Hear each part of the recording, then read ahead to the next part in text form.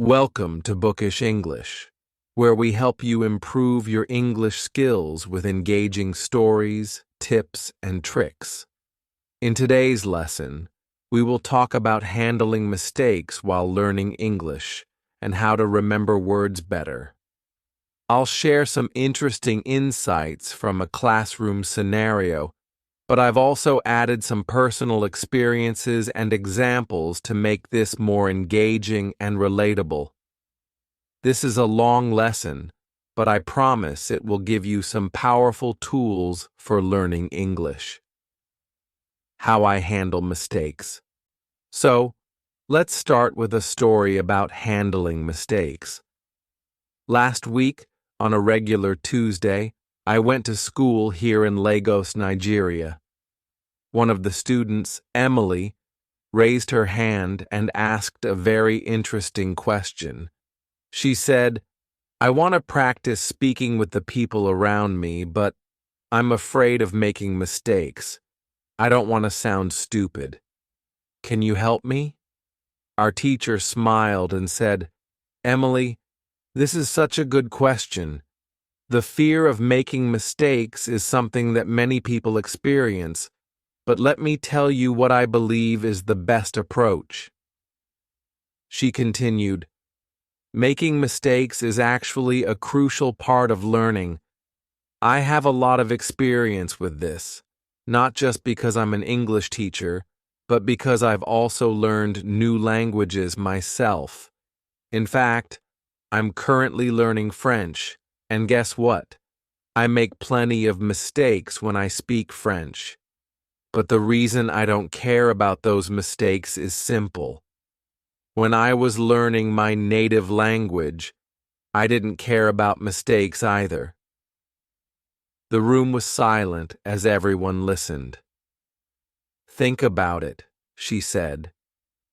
"When you were a child learning to speak your first language, did you worry about making mistakes? You just focused on expressing your thoughts, and with time, you got better. That's the same approach you should take when learning English or any other language. Focus on communicating your ideas, not on being perfect." She paused for a moment to let this sink in. Here's another example. When I practice speaking French, my main goal is to make sure that I express my thoughts, even if I make mistakes. I know that with practice, I'll get better. The same goes for you when learning English. Every time you speak, read, or do a shadowing exercise, your English will improve. This idea made a lot of sense to us. It's the same approach that works for many people. In fact, it's like learning how to play an instrument. When you start playing the guitar, for example, it sounds bad at first. You make mistakes, hit the wrong strings, and struggle with the chords. But you don't give up, right? Over time, as you practice, you start playing better. The same thing happens with English. You can't avoid mistakes at the beginning, but those mistakes help you learn and grow. Overcoming the fear of mistakes. Our teacher then added something that really stuck with me. "You should have the same attitude as a 2-year-old child," she said. "Children at that age make plenty of mistakes when they speak, but they don't care. They just keep trying. And by the time they're 3 or 4, they make fewer mistakes and can communicate very well. Around 2,000 words. So it's completely normal to make mistakes from time to time," she said. "Mistakes are not something to be afraid of. They are part of the learning process. Nobody becomes perfect overnight. Even native speakers make mistakes. Think about public figures like politicians or business leaders. When they speak on television or in front of large audiences, they sometimes make mistakes too. But do they stop speaking? Number. because they care more about sharing their ideas than worrying about making small errors. That's exactly how you should approach your English learning journey. Don't aim for perfection right away. Instead, focus on progress. Every mistake you make is a step toward getting better. How I remember words. The next day on Wednesday, I went to class again. This time, another student, named Ryan, had a question. He said, "I've started reading more, and I feel like it's helping with my grammar, but I'm having trouble remembering new words. I look them up in the dictionary, but sometimes when I see the same word again, I forget its meaning. Can you help me?" Our teacher nodded and said, "Ryan, that's a common problem, and it's completely normal. When we learn new words, our brain needs to go through several stages before we can remember them well." She explained that there are 5 phases when learning new words. 1. Phase 1. This is when you see or hear a new word for the first time. You don't know its meaning, so you look it up in the dictionary. Second phase 2. You see the word again, but you still don't remember its meaning clearly. You look it up again. Third phase 3. The next time you see the word, you have an idea of what it might mean. You might recognize it as a verb or noun, but you're not 100% sure. Fourth phase. 4. At this point, you know the meaning of the word when you see it, but you can't yet use it in conversation. This is called passive vocabulary. Phase 5. Finally, you reach the stage where you can actively use the word when you speak. It becomes part of your active vocabulary. Ryan seemed relieved to hear this. "So, it's okay if I don't remember a word right away?" he asked. "Absolutely," our teacher replied. "It's all part of the process. You need to see or hear the word several times before it becomes a part of your everyday vocabulary. Don't feel bad if you have to look it up multiple times. Each time you do, you're getting closer to mastering it." How I improve my listening. On Thursday, we had another great discussion in class. One of the students, Lily, asked a question about improving her listening skills. She said, "I can read and write in English, but I struggle to understand people when they speak quickly. How can I improve my listening?" Our teacher smiled and said, "Lily, improving your listening skills is key to becoming fluent. Listening is a big part of communication because if you don't understand what others are saying, it's hard to respond." She explained that there are a lot of resources available online, such as podcasts, audiobooks, and English movies. But she said, it's important to choose the right materials. When you listen to something in English, make sure you understand at least 95% of the words. If there are too many new words, it's better to read the transcript first, so you can familiarize yourself with the vocabulary. She also gave some great advice.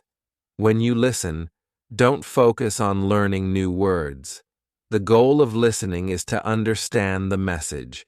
As you listen to more and more content at your level, your listening skills will naturally improve. You'll start to pick up on common phrases, sentence structures, and the rhythm of the language. Conclusion.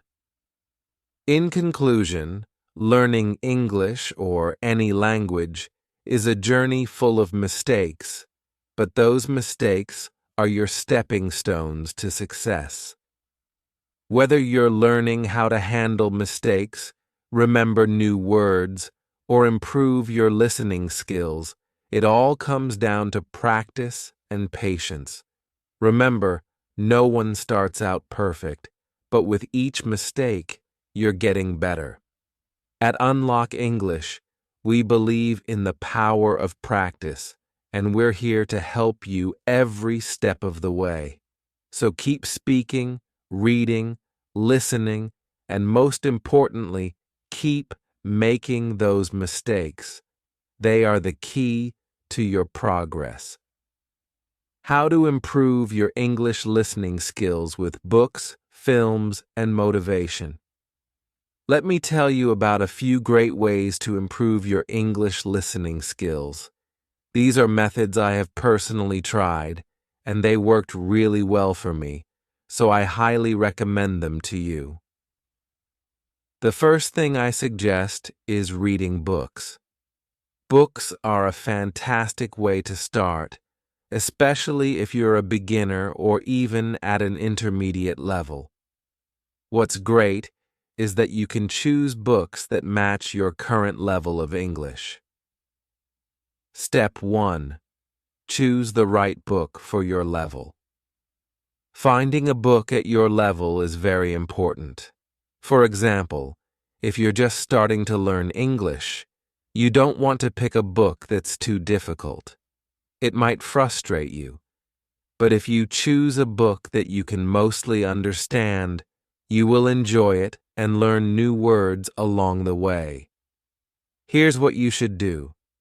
First, read the book, then listen to the audio recording of that book. Listening to the recording while reading will help you improve both your reading and listening skills. You can do this at home when you're relaxed, or even while traveling, like when you're on the bus or train. There are some websites that provide great English books for this purpose. You can visit sites like greatenglishbooks.co.uk or learntoadbooks.com for access to interesting stories that also have recordings. These sites provide books in 3 different levels: beginner, intermediate, and advanced. This way, no matter your skill level, you can find something suitable. Step 2. Listen to the news in English. Another thing you can try is listening to the news in English. This can be really helpful because news stories often use everyday language, and you can hear how people really speak. There's a website called newsforeveryone.com that provides news stories in simple English. Just like the books, they offer news at different levels of English. Whether you're just starting out or already know 2,000 words in English, you can find something that suits you. Listening to the news regularly will help you get used to the language and improve your comprehension over time.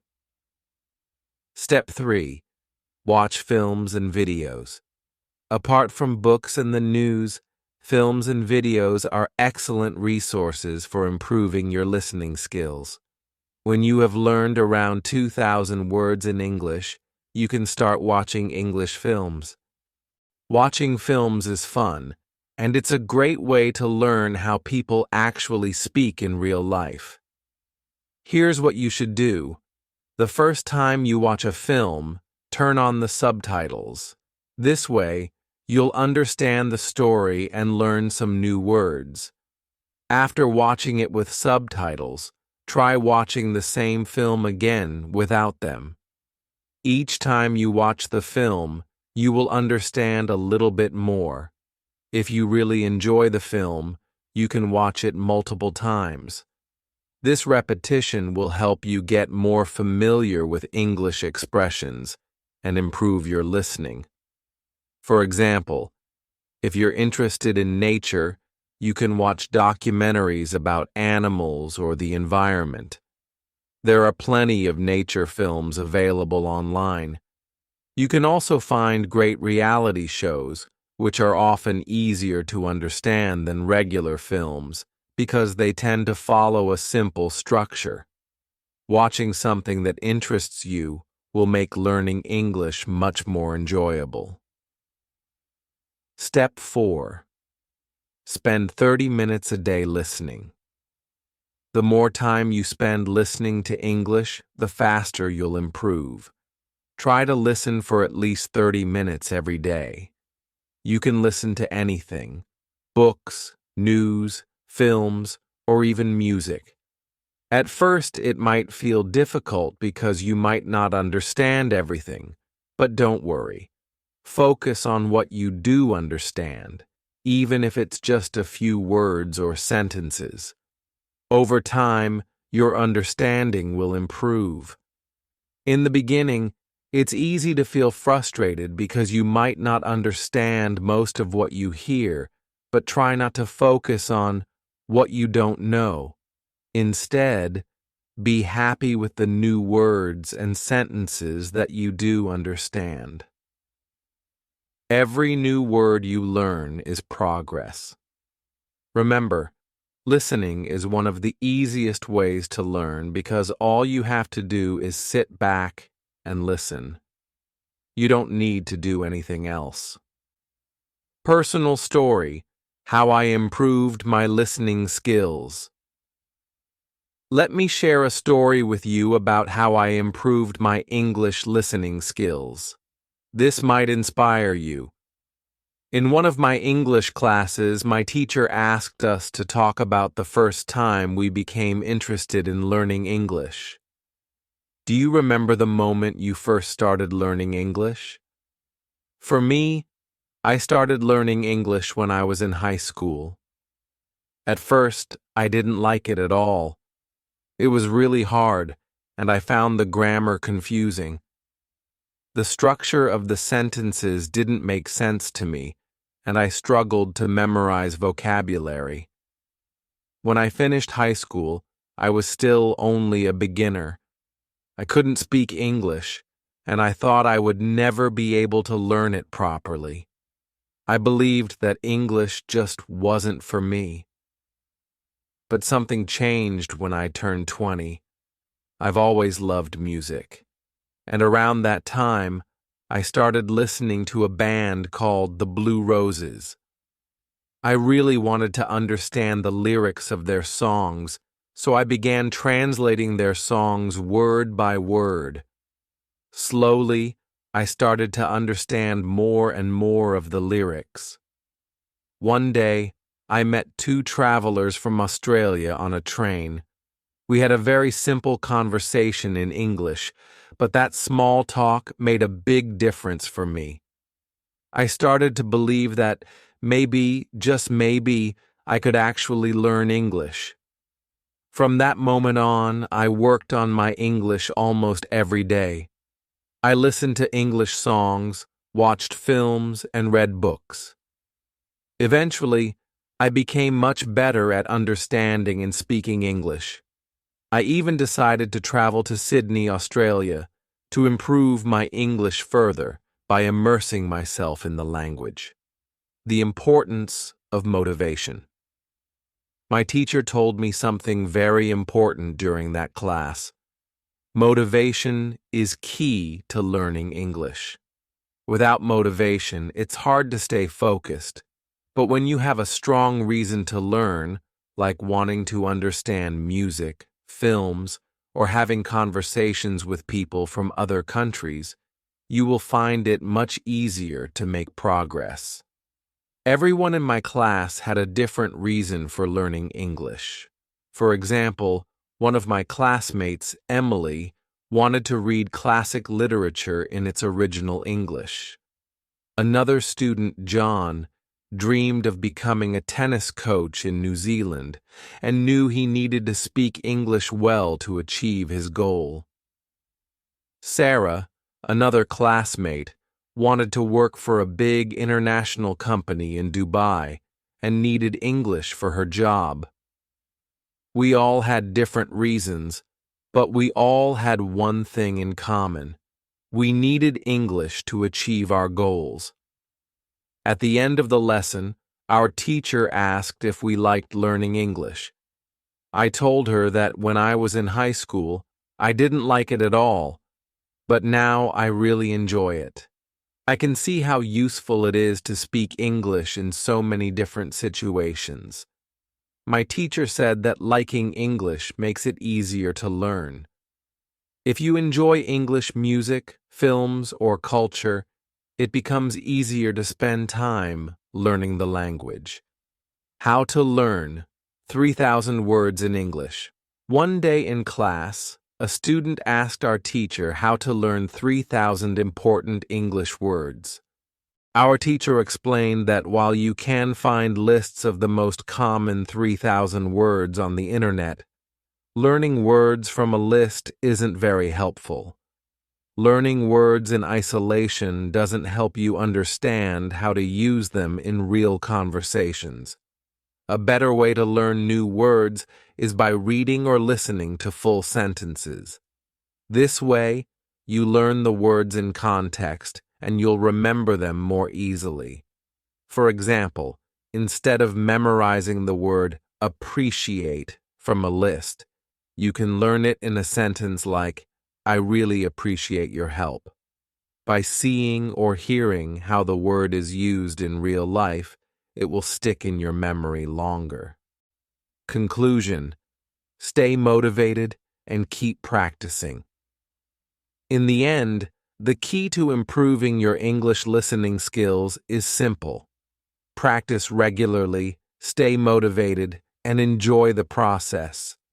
Find things you like to listen to, whether it's music, films, or news, and make it a habit to spend time with English every day.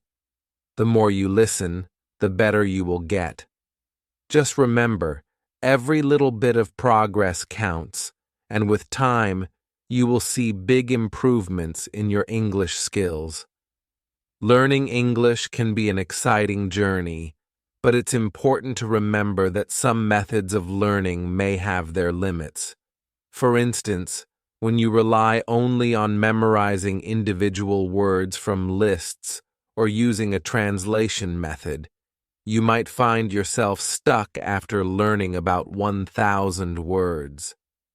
This approach can be slow, and there are much more effective ways to build your vocabulary and language skills. One of the best methods is reading. If you're a beginner, it's a great idea to start with simple books. A perfect example is Robinson Crusoe in Simple English.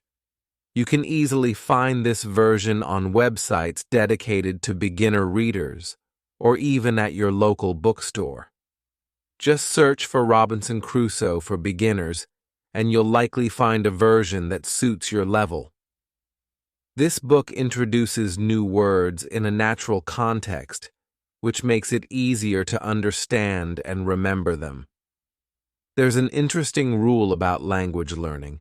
Every important word for you will keep showing up in your life until you eventually learn it. This is very similar to how children learn their first language. When we are kids, we don't study from word lists. Instead, we hear and use the language in our daily lives. Words that are important to us, like milk, food, or play, come back again and again in conversation. Eventually, without even trying too hard, we understand and know these words. For example, think about the word Google. It's now a verb in many languages. No one learns this word from a vocabulary list, yet everyone seems to know what it means. The first time you heard the word Google, you probably didn't know what it meant, but as you heard it more often in different contexts, you began to understand it. Maybe someone said, "I'll Google it for you," or "You can find the answer on Google." After a while, the meaning became clear. This is a great example of how we naturally pick up new words when we use a language regularly. This method is much more effective than memorizing lists of words. You don't need to spend hours studying vocabulary from flashcards or apps. Instead, immerse yourself in English by reading interesting stories, watching videos, or having conversations. When you use the language frequently in your daily life, new words will naturally become a part of your vocabulary. A story about a student learning English while working in a cafe. Let me share a story about a student learning English while working in a cafe. This student, let's call her Emma, lived in a small town in Canada. After school, she worked at a cafe, serving customers who mostly ordered coffee and sandwiches. At first, she found the job easy because the customers always used the same words: coffee, sandwich, thank you. These were words Emma heard every day, and she quickly became confident in her ability to communicate. As Emma's confidence grew, she started to have longer conversations with the regular customers. She felt proud that she could understand them, and they often complimented her on her English. Everything was going well until one day, something unexpected happened. One Tuesday afternoon, 2 new customers came into the cafe. They were a married couple from Australia visiting Canada on vacation. The man spoke to Emma, but she couldn't understand him at all. Even though she knew he was speaking English, his accent was completely unfamiliar to her. Emma thought maybe he was asking for something the cafe didn't have, so she called her boss over to help. Her boss quickly understood the man's order and sold them 2 coffees and sandwiches. After the couple left, Emma felt embarrassed. She apologized to her boss for not understanding the man.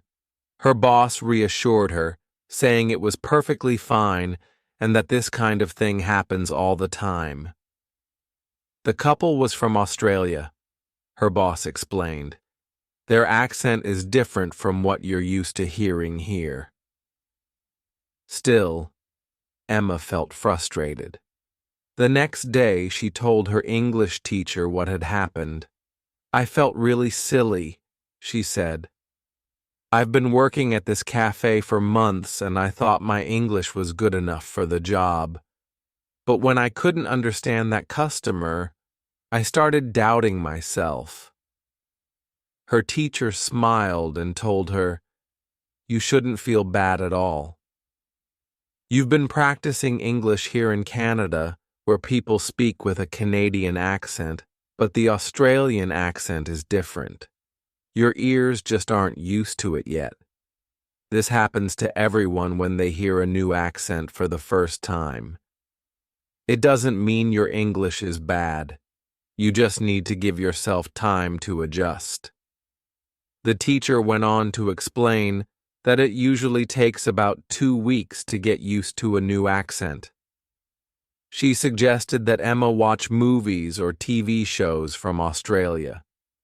"This will help you train your ears," she said.